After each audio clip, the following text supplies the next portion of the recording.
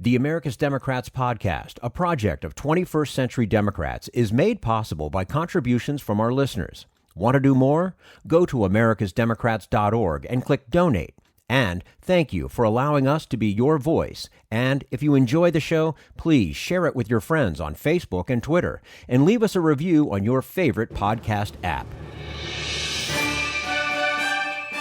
This is the America's Democrats podcast, the weekly podcast for stand-up Democrats. Had enough of Fox News, the House Freedom Caucus, and Donald Trump? If you want the facts that you won't get from them or from the fake news sites of the alt-right, then stay tuned. Our sponsor, 21st Century Democrats, works hard to get everyday Democrats involved in returning our party to its roots and to success at the ballot box. Sit back and listen, then stand up and fight. And follow 21st Century Democrats on Facebook for all the latest progressive news. We're glad you can join us.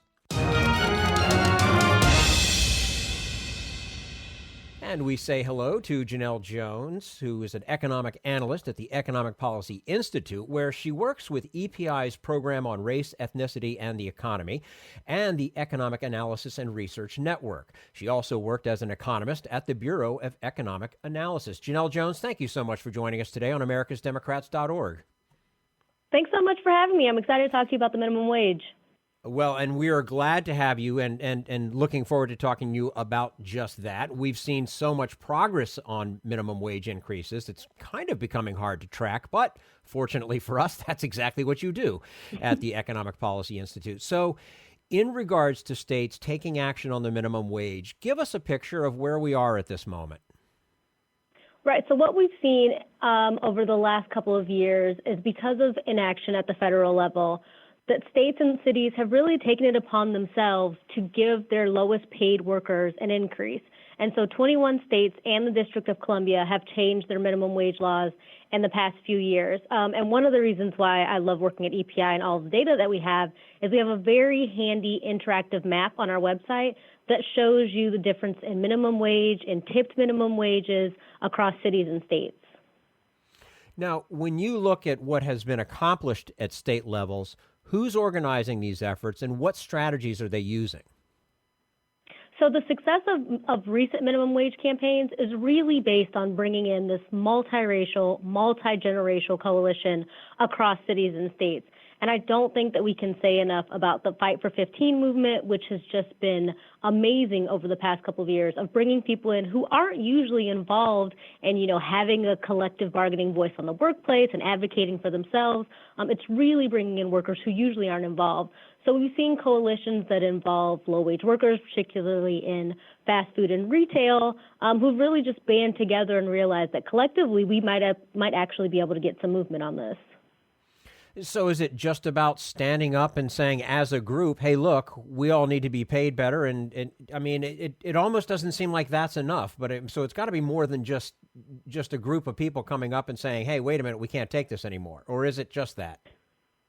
So I think that that's basically the foundation of what we've seen. And when we get enough people kind of screaming at the top of their lungs about this, we see lawmakers and policymakers start to take it seriously. So we see people who are running for legislative seats at the state level, advocate when they want to bring in workers. They want people, knocking on doors for them. They know that this is an issue that really resonates with workers and with voters. So whenever it's put to a ballot initiative, it does really well. It's so popular with people from, all across the political spectrum.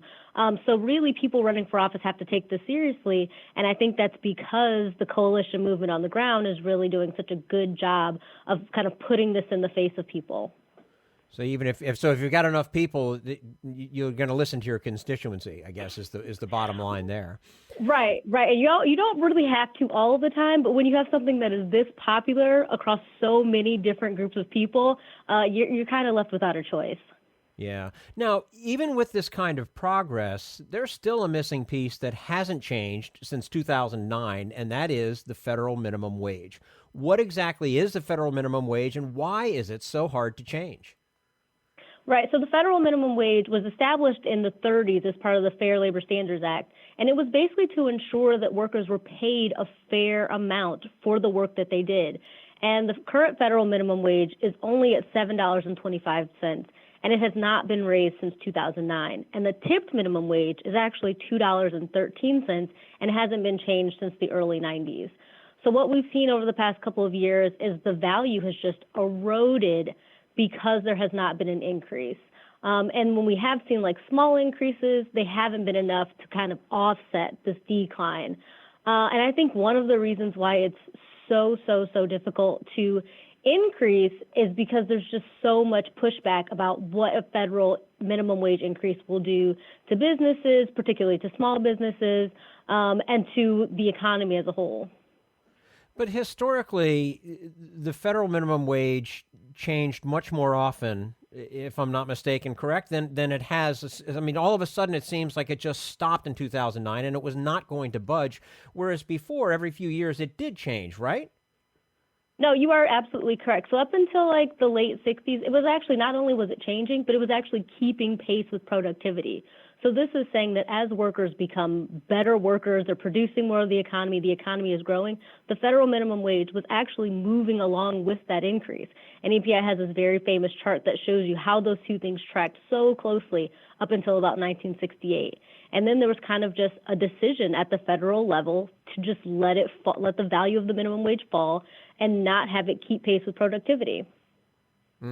Now, your analysis shows that 21 minimum wage workers in the 21 states stuck at 725 will be paid 31.7% less than workers in states with higher minimum wages. So who are these workers, and what does that mean for their quality of life? Right. One of the reasons why I just really love this map is because you can just visually see the representation of where these workers are who are stuck in these incredibly low wages. So when you look at the map, one of the things that jumps out to you automatically is that a lot of this is concentrated in the U.S. South for a lot of historical reasons. There's also in right-to-work states it's very hard, where workers are not able to collectively bargain. It's hard to get higher wages. And a great paper by my colleague Dave Cooper from last year shows exactly who would benefit from an increase in the minimum wage, and he has breakdowns by race and gender and family structure. And so we know that minimum wage workers are not teenagers. They're more likely to be women. Workers of color are overrepresented. And then, like I said before, certain industries, particularly retail and fast food, employ a lot of these workers. And so economic insecurity, is not just about a lack of stability or being able to prepare for economic emergencies, but it also has very real impacts on your mental and physical state. And this kind of spreads out to your entire household, your family, and into communities. Yeah, I mean, if you're concerned that you can't buy a gallon of milk and bring it home to your kids, that's going to weigh on you pretty heavily. It definitely weighs on you. It weighs on your partner. It weighs on your children. It weighs on how effective you can be at work. It weighs on, how much time you have to go to a blood drive or how much time you have to donate to senior citizens. I mean, it has just so many the ripple effects of low wages. It's hard to overstate. We're speaking with Janelle Jones, economic analyst at the Economic Policy Institute, where she works with EPI's program on race, ethnicity, and the economy, and the Economic Analysis and Research Network. Janelle, even for workers who have seen an increase in minimum wage, your analysis says the average wage is $8.90 an hour. That still suggests a difficult time making ends meet. So what do you think would be a truly fair minimum wage, and is there really a chance that we could get there? Yeah, those are two very distinct questions, which unfortunately are not closely linked. So the first one on what is like a true fair minimum wage. Last year, some senators introduced the Raise the Wage Act of 2017. And so this is something that EPI very much supports and ran a lot of numbers for, and it will increase the federal minimum wage to $15 by 2024. And we think that this is a good proposal. We think this is great. And even if that number, $15, is a little bit scary, what we know for sure is that it can be higher than what it is now at $7.25. Like, we know that it can keep pace with productivity. And if it had, it would actually be about $19 an hour. Now, we're not advocating that, but, reasonable stepwise increases to $12, $13, $14, $15 an hour, these are things that our economy can withstand and that low-wage workers deserve. On the question of whether or not we will get there, I mean, I think what we've seen over the past year is our current administration is not really in the business of making the lives of low-wage workers better.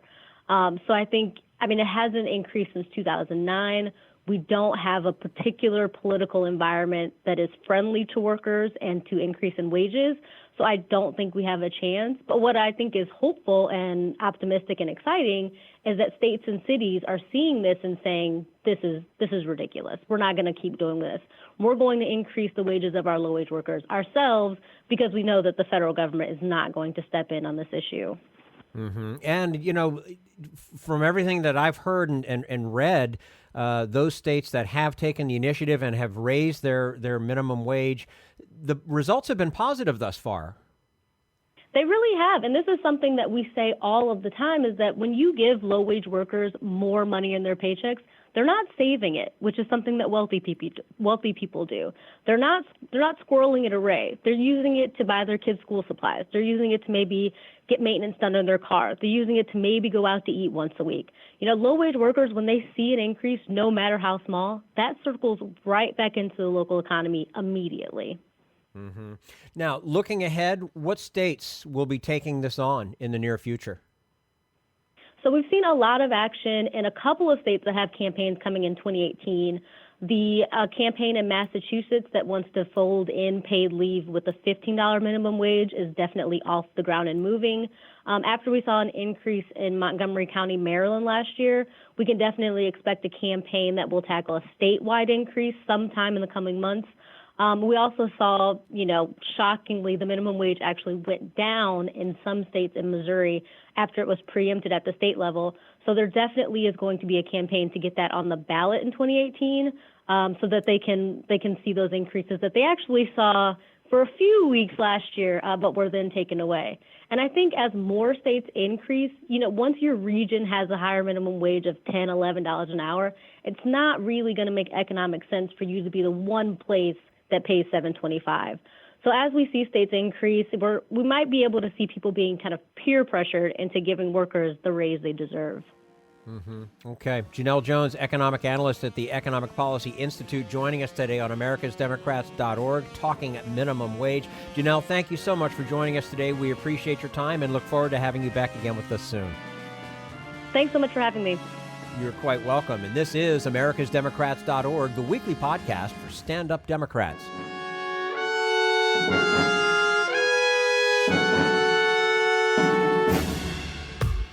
We want you to sit back and listen to this americasdemocrats.org podcast, a project of 21st Century Democrats. But we need you to stand up and fight. Do you want to get involved and help get our party back to its roots and to success at the ballot box? You can make your contribution to help us keep this show going and to elect Democrats who will stand up for democratic principles. Go to americasdemocrats.org and click on Donate at the top of the page.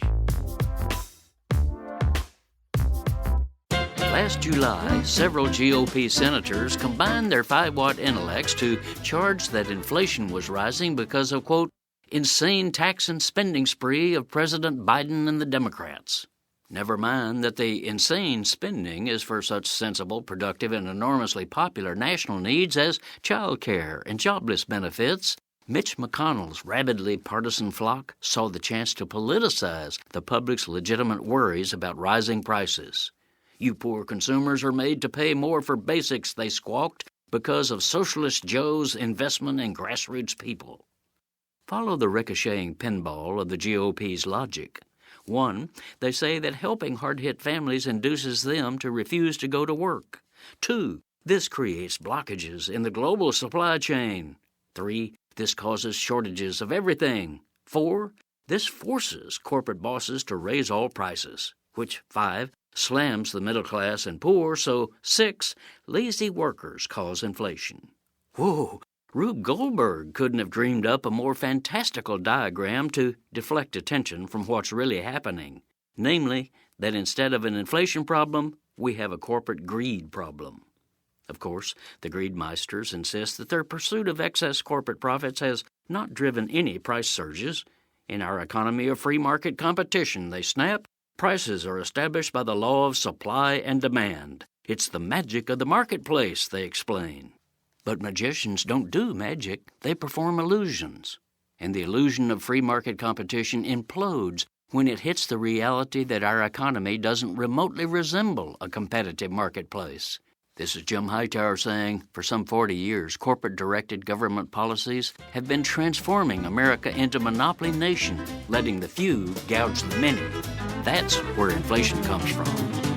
Howdy-ho, folks. Thanks for tuning in and sharing my weekly commentaries. Also, please join me for a live web show I host every other Tuesday, the Hightower Lowdown Happy Hour at the Chat and Chew Cafe. You can join the action live online as I chat with grassroots leaders and progressive sparklies from around the country. Go to hightowerlowdown.org/chat-and-chew to find out about upcoming guests and watch past episodes. That's hightowerlowdown.org/chat-and-chew. This Social Security measure, I believe that we must pass legislation to provide medical care. This is our tradition. When our grandparents came to America, it was the Democratic Party which said, welcome. It was the Democratic Party, the party of Roosevelt and Truman and Kennedy and others, who said that America belonged to all its people, not just a handful of the rich or a few giant corporations. That's why great leaders like FDR fought so hard for Social Security, and why JFK stood up to the insurance companies and their Republican allies to get Medicare. It's not just one thing, or one time, in one place. It's about a whole history of standing up to the Republicans and saying someone has to be on the side of regular working people in America, whether it's defending Social Security or just the way your loved ones are treated on the job. That's what the Democratic Party is all about. And that's why this message has been brought to you by the Democratic Party. Working people like you and me. Paid for by 21st Century Democrats. Not authorized by any candidate or candidates committee.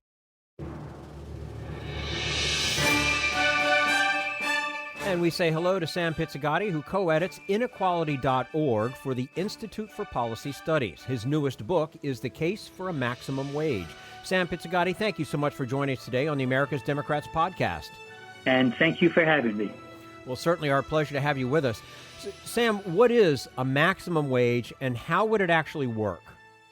Well, we all understand the concept of a minimum wage. We understand that a society without a minimum wage, without a floor under earnings, is inviting meanness and exploitation.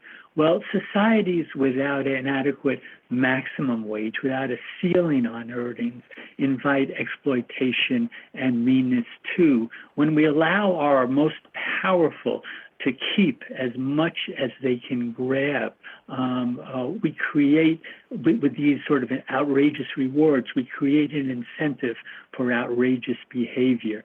We have CEOs, for instance, who will do whatever it takes to grab the CEO pay brass ring. They'll downsize, they'll outsource, they'll cut worker pensions, they'll cheat and shortchange consumers, they'll wreak social havoc.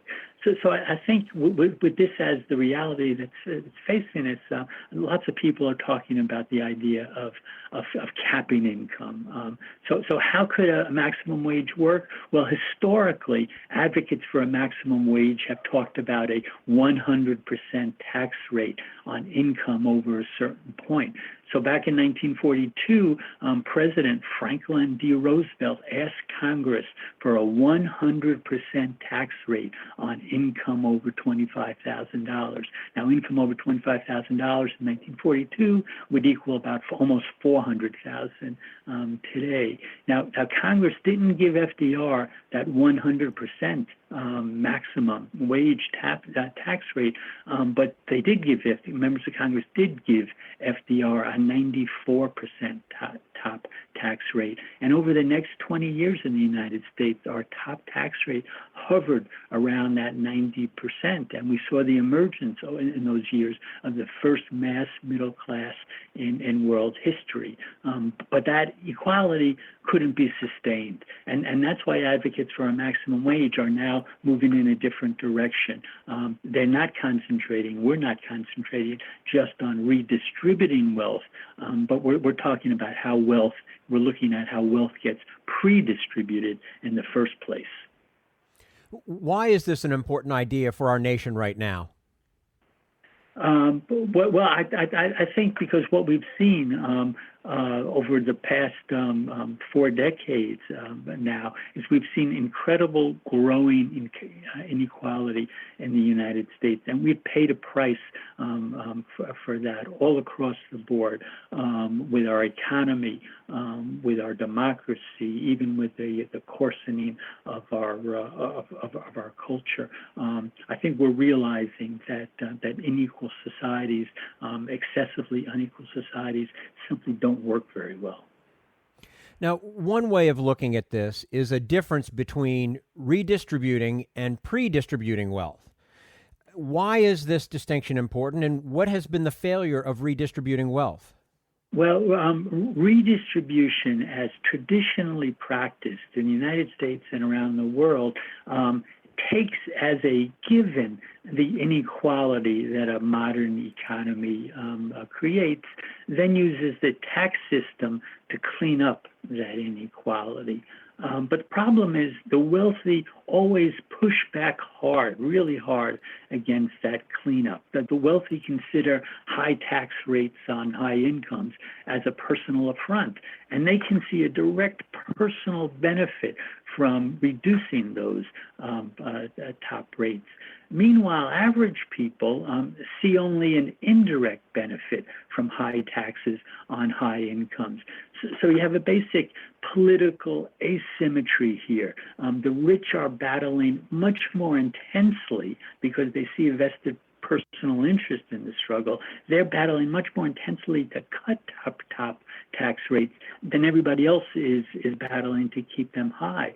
So you had a situation in the closing decades of the 20th century where the rich kept pounding at those high tax rates year after year until they finally prevailed and cut them. And so our top tax rate would drop from 91% as late as 1964 to 37% today. And actually, after loopholes, that top tax rate is closer to 20%.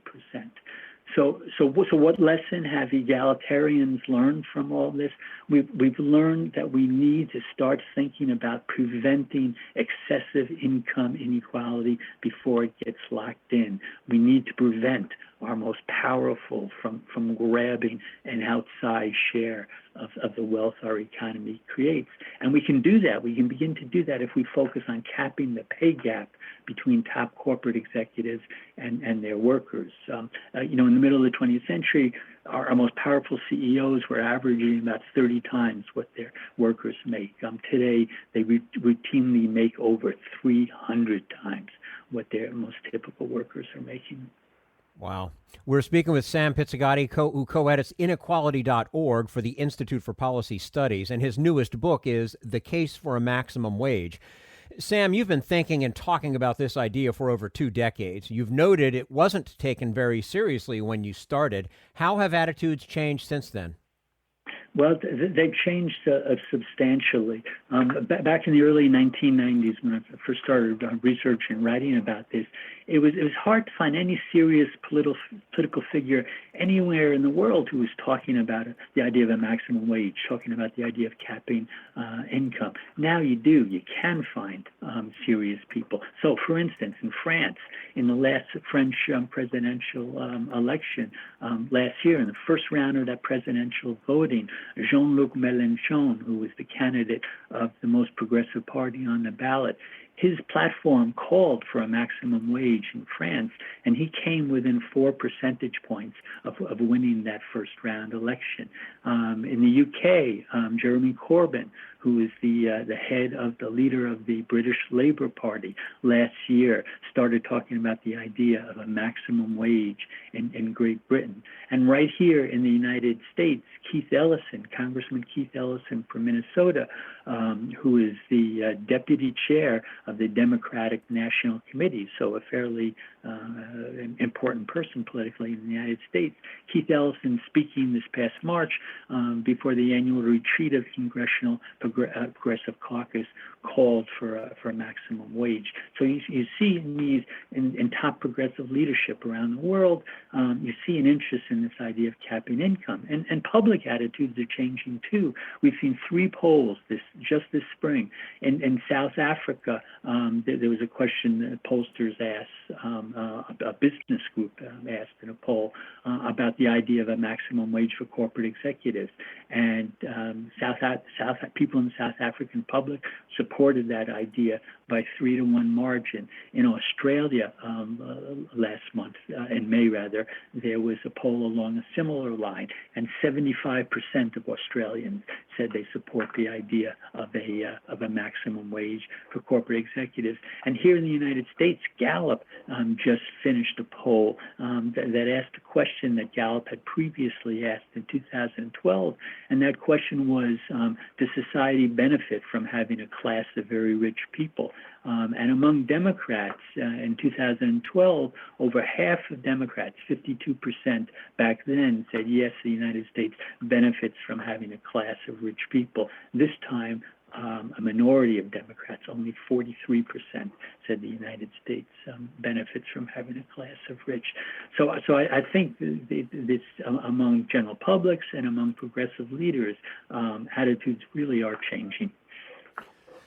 Do you believe it could really be a politically viable idea in the United States today? I mean, it's hard for us to agree on a minimum wage of $15 an hour. Is there any support in Congress?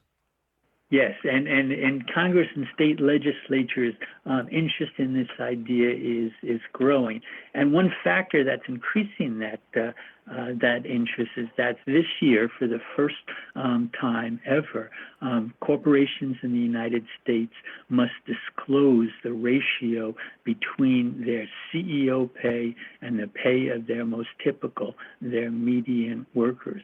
So all this spring, you've been seeing all around the United States headlines trumpeting the gaps between CEOs and their actual workers.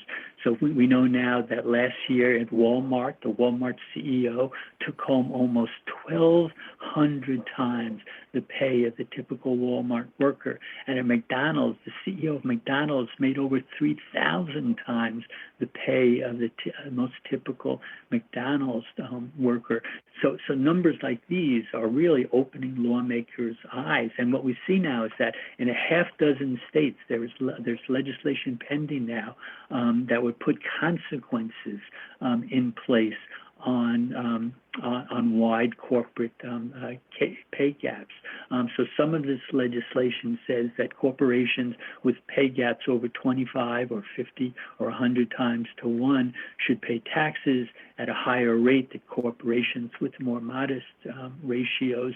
Some of this pending legislation gives preferential treatment in the government contracting process to corporations with low, modest pay ratios, and some of this legislation talks about denying government subsidies for development and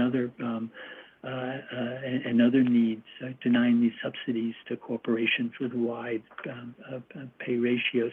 And we actually have a victory in this merging new pay ratio era. In Oregon, the city of Portland this year, for the first time ever, is taxing businesses that pay over 100 and 250 times their median workers at a higher tax rate than corporations below these thresholds. So I think interest is beginning to build all around the country over this. Now, as we know, the United States has one of the highest inequality rates in the world, and the impact goes beyond the daily quality of life for our poorest citizens. Many are concerned about the impact of inequality on our democracy. What's the connection? Well, I think we can all see an obvious connection, and that obvious connection is the power of big money to distort our political process. So think about billionaires like the Koch brothers and Sheldon Adelson dropping hundreds of millions into the political process in a single election cycle. The Princeton political scientist Marty Gillen and one of his colleagues from Northwestern University, Benjamin Page, they recently looked at 1,800 policy issues that came before Congress over a recent 20-year period. And they concluded from their research that the average American has virtually no impact on the policy decisions that Congress reaches. So you can see that obvious impact of big money. But I think there's a deeper philosophical problem here, and that is that when we talk about democracy, what's the basic idea of democracy? Well, the basic idea of democracy is that people who share common problems get together and discuss and debate those common problems and come up with a solution. I mean, that when you get down to it is the essence of democracy.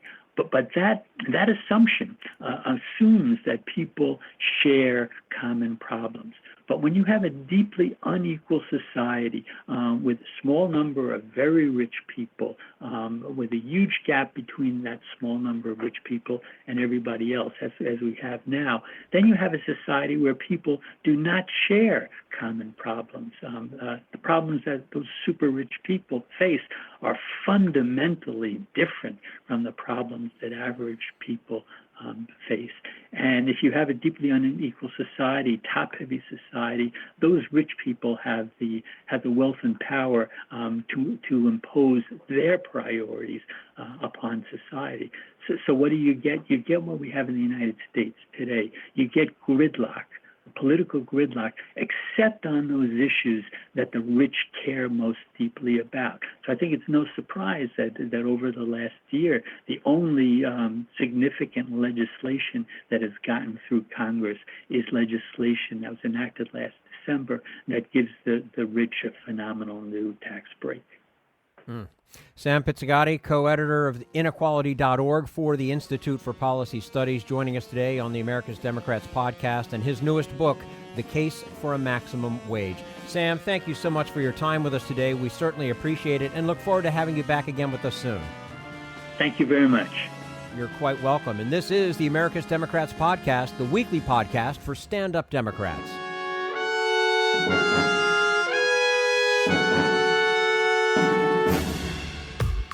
We want you to sit back and listen to this americasdemocrats.org podcast, a project of 21st Century Democrats. But we need you to stand up and fight. Do you want to get involved and help get our party back to its roots and to success at the ballot box? You can make your contribution to help us keep this show going and to elect Democrats who will stand up for democratic principles. Go to americasdemocrats.org and click on Donate at the top of the page.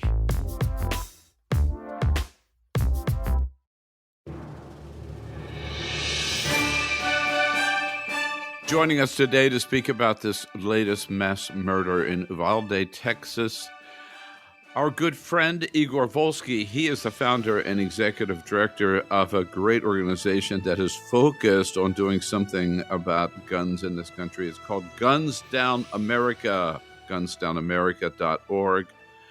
Igor, thank you for joining us. And let me ask you the question I know you get from a lot of people is, we've seen this before, and we've seen the same process happen over and over again, all expressions of outrage and then thoughts and prayers, and then nothing happens until the next mass shooting.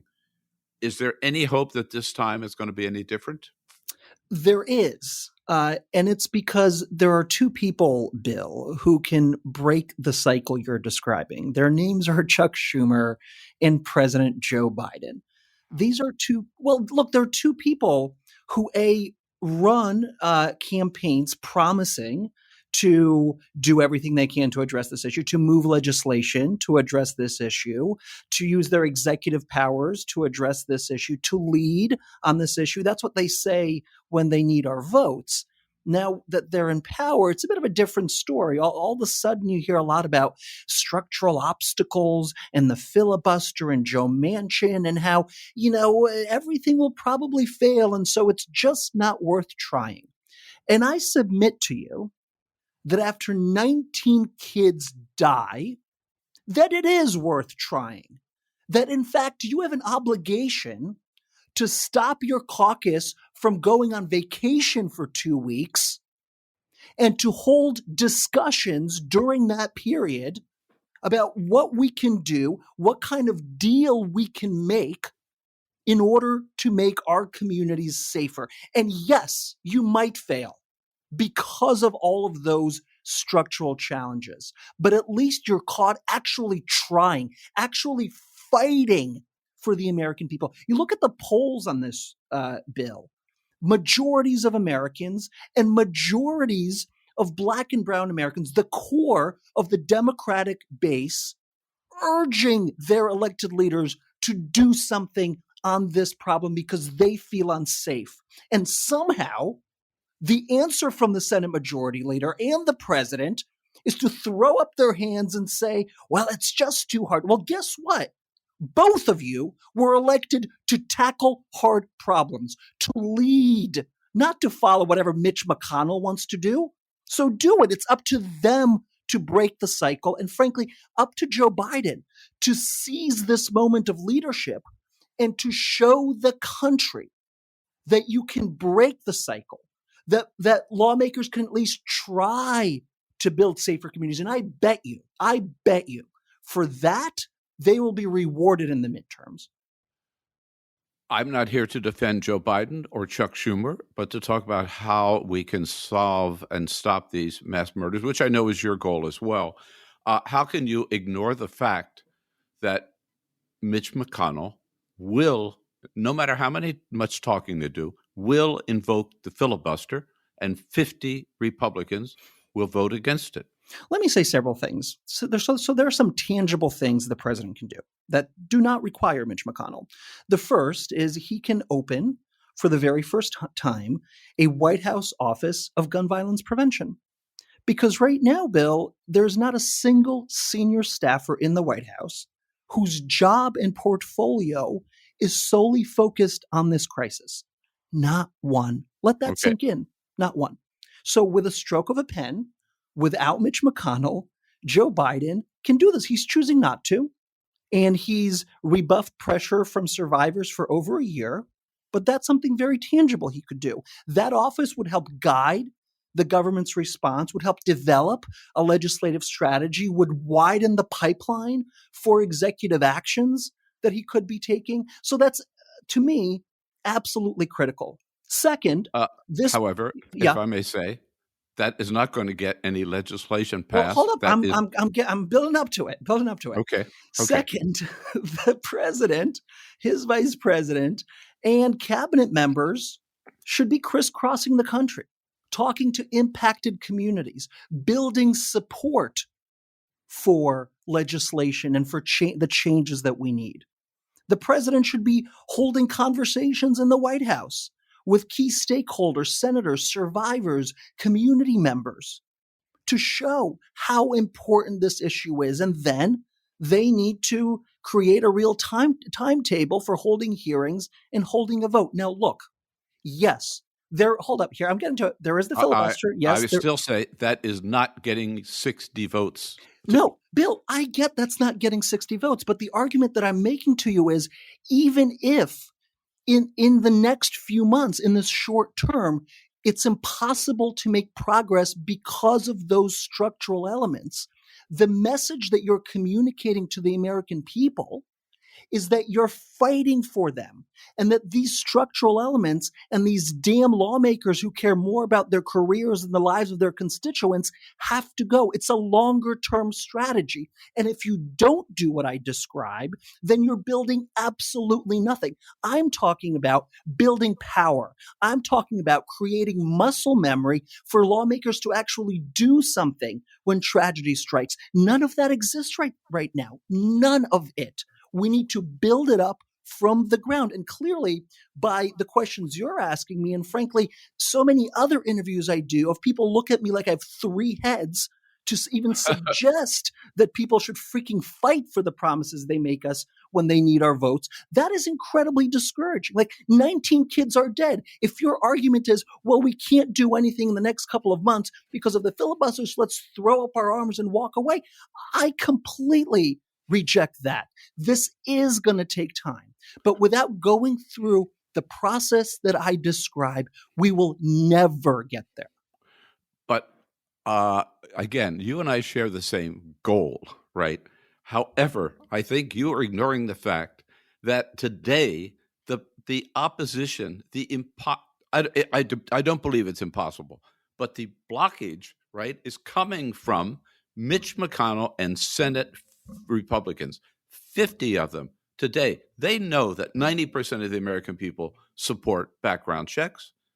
They won't, and you nailed it. They won't vote that way because they consider their career more important than the lives of every one of those 19 kids who was killed in Uvalde, Texas. So why isn't your focus on at least equally on them instead of on Joe Biden, who probably more than anybody who served in the Senate has done a lot in his career on gun safety measures? I am not suggesting that we shouldn't be discussing the obstructionism that you're pointing to. I'm simply saying that in this moment, when you have Democrats in power, it is critical for us to squeeze every ounce of energy from them to do this fight. And the reason, Bill, is because with the appropriate pressure from us, we can get them to fight. You and I can go burn ourselves in front of Mitch McConnell's office and nothing will happen because there are zero incentives for them to do so. The argument that I'm making is if Joe Biden and his Democratic caucus go full court press on this issue, brings back memories, then it will help them expand the caucus in 22 and beyond. Because if voters are telling you that crime is their top 3 concern, if you have such huge majorities saying, I am tired of worrying that I'll get shot when I go grocery shopping or when I send my children to school, I need someone to actually do something about it. When you begin to meet that demand, and by the way, it's a kitchen table issue, and don't let anyone else tell you otherwise, because it's a question of will your child actually come back to the kitchen table after they go to school? When you begin to actually take this issue seriously, as opposed to paying it lip service, that's where you could get the Mitch McConnells out of office and create a pathway for structural reform around the filibuster and 60 votes. Do you believe that this issue does resonate and should be the number one issue, particularly for Democrats in the midterm elections? It's not a question. And the fact that it isn't is absolute political malpractice. Every single freaking Democratic consultant who tells Democrats that the best thing to do is to simply avoid talking about guns and instead worry about other also important concerns should pack up their bags and go back to 1994, because that is not the reality on the ground today. It is not the reality that communities live through, where gun violence has increased so dramatically just over the last couple of years. And the narrative, Bill, of security, of personal security, the kind of contrast you can draw between Democrats who want to keep you and your family safe and Republicans who are flooding your communities with guns and are actively doing everything they can to arm extremists who want to kill you merely for who you are, Black, brown, LGBTQ, Asian American, etc. That contrast is so powerful and underscores so many of the challenges we face in our society, so many of the divisions.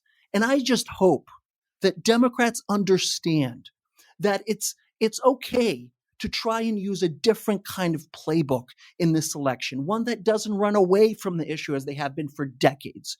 Because as a result of that, we've seen more guns, we've seen more gun deaths, and frankly, they bear some of that blame. So when you see, we saw this week, Beto O'Rourke, Democratic candidate for governor in Texas, walk into the news conference being held by Governor Greg Abbott and challenging him right in front of the cameras and right in front of Ted Cruz and all the other elected officials of Texas. That was the kind of action that you think Democrats ought to be willing to take to bring attention to this issue? By the way, I loved it. Yeah, when children are dying, absolutely. There's no question in my mind. Gun safety activists, or whatever we call ourselves, do you think have to really up our game and be more direct? You take think? more direct action and get our anger out there and really make it the issue. Yeah. Right? By the way, gun safety is an oxymoron. I prefer Okay. gun violence prevention Thank you. advocates. Okay. Because what is a safe gun exactly?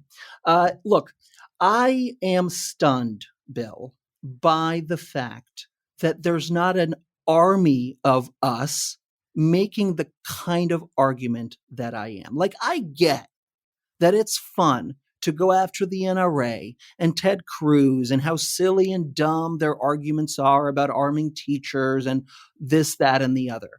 But in a moment where you have people in actual physical power to make progress and make some changes, focusing on those voices distracts from the pressure you need to apply to get your friends to do the difficult things you're asking them to do. That, to me, is an absolute mistaken strategy. Yes, it may make sense when there's a Republican administration that does not care about how many people are dying.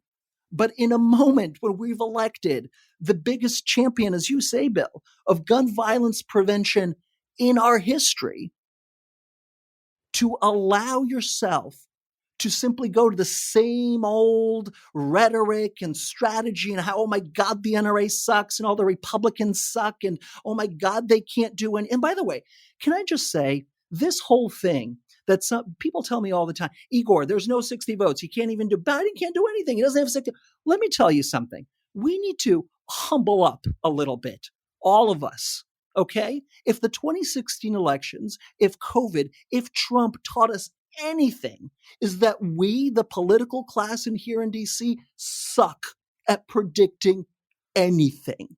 So let's all stop thinking that we're super smart and sexy cynical, and remember that this whole thing is entirely unpredictable.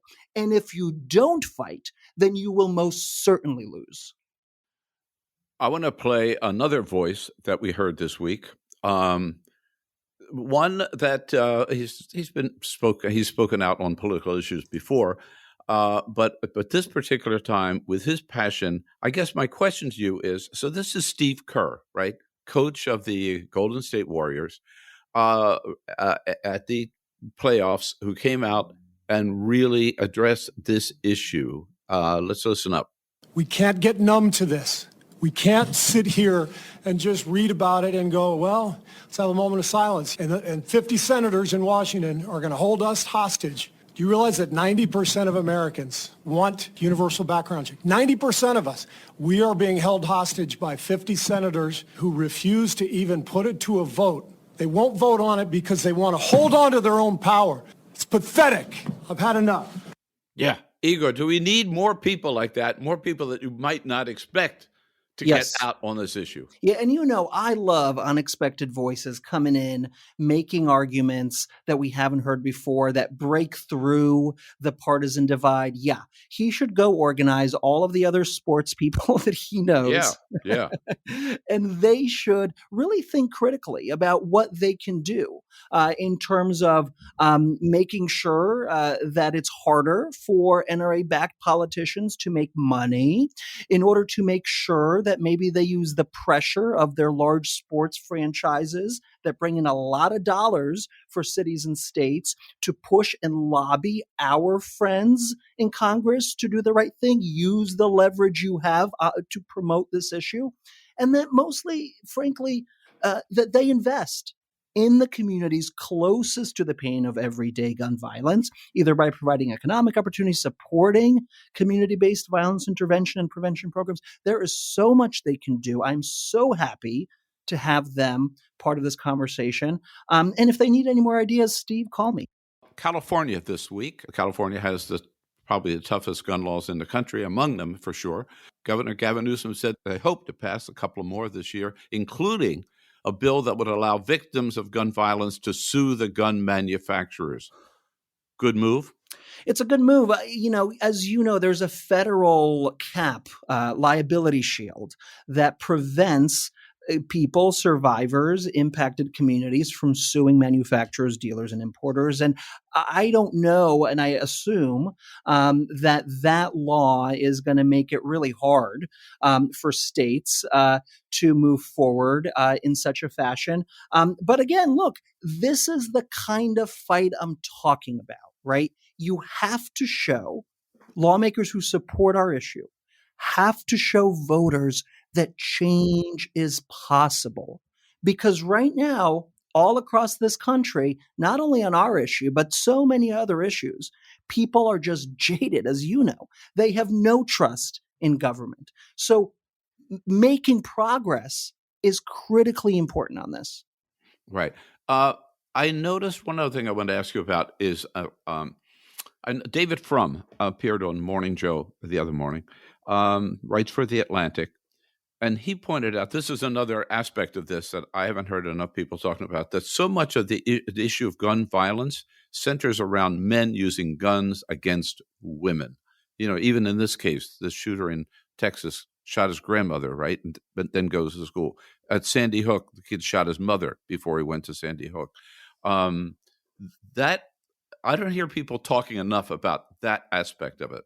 Yeah, I mean, there's just such a, it's almost like a braid, Bill, that consists of, if you think of a hair braid, it consists of masculinity, it consists of racism and gun ownership, and it's all braided together here in America. And certainly as we think about root causes, unwinding that, unbraiding that is incredibly important, but it's not accidental. As you know, there is just a deep history of firearm manufacturers going all the way back to the 19th century when production became more accessible.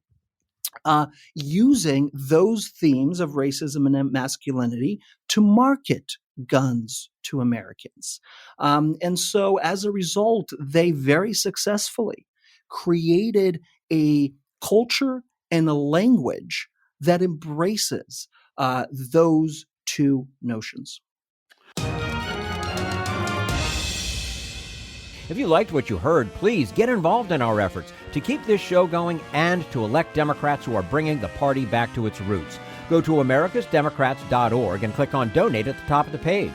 And be sure to find 21st Century Democrats on Facebook and Twitter, and leave us a review on your favorite podcast app. We want you to sit back and listen, but we need you to stand up and fight. Join us. Support the americasdemocrats.org podcast, a project of 21st Century Democrats, and help elect Democrats who will stand up for democratic principles with your contribution today. Go to americasdemocrats.org and click on Donate at the top of the page.